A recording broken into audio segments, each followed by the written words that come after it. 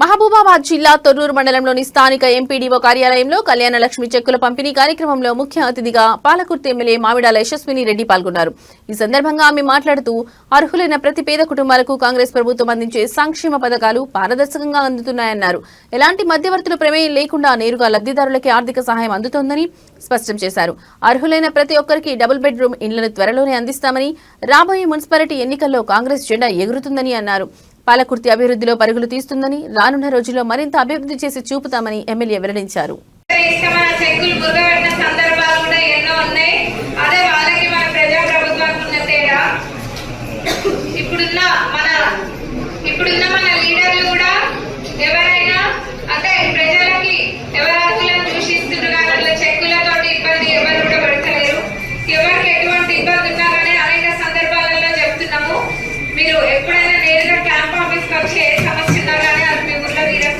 చెప్పుకోవచ్చు అని చెప్పి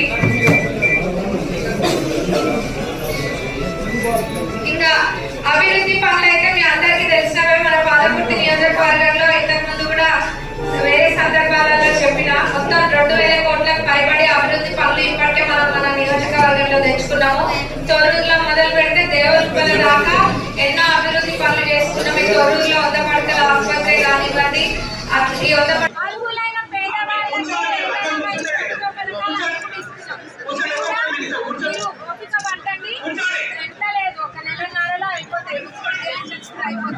అర్హులైన పేదవాళ్ళకి ఖచ్చితంగా అర్హులైన వాళ్ళకి తప్ప ఎవరు ఒక్కరికి కూడా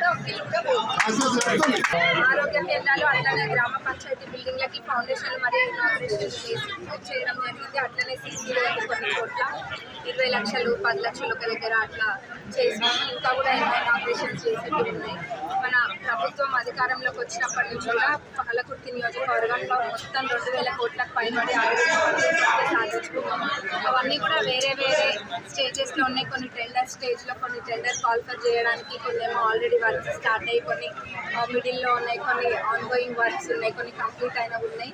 ఇంకా కూడా ఇప్పటికీ అయింది 2 ఏళ్ళే, ఇంకా 3 ఏళ్ళు ఉంది. 3 ఏళ్లలో కూడా ఇంకా ఎక్కువ అభివృద్ధి పనులు తీసుకొస్తాం తప్పకుండా. ఏదైతే ఆనాడు ఎమ్మెల్యే ఎలక్షన్స్కి ముందు మాట ఇచ్చినానో ఆ మాట కట్టుబడి పాలకుర్తి నియోజకవర్గానికి అతిపెద్ద ప్రాజెక్ట్ అయిన పాలకుర్తి చెందు రిజర్వాయర్ని ఓకే చెప్పడం జరిగినది మన గౌరవ ఇరిగేషన్ మినిస్టర్ గారు. అట్లనే మన గౌరవ ముఖ్యమంత్రి గారి సహకారంతో ఆ పెద్ద ప్రాజెక్టుకి మనం 1000 కోట్లు శాంక్షన్ చేయించుకోవడం జరిగింది. అట్లనే ఇక్కడ ఉన్న 100 పడకల ఆసుపత్రి కానివ్వండి, ట్యాంక్